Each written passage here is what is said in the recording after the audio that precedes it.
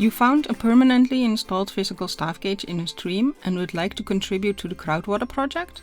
To do so, you can add a new physical staff gauge spot. In the app, click on the black plus symbol and select the category Physical Staff Gauge. Check that your position shown on the map is correct.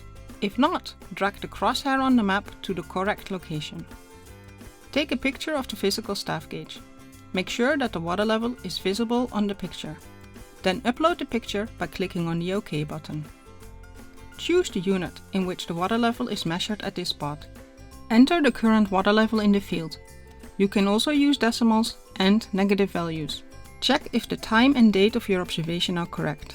Now you can save the spot. Thanks a lot for your contribution.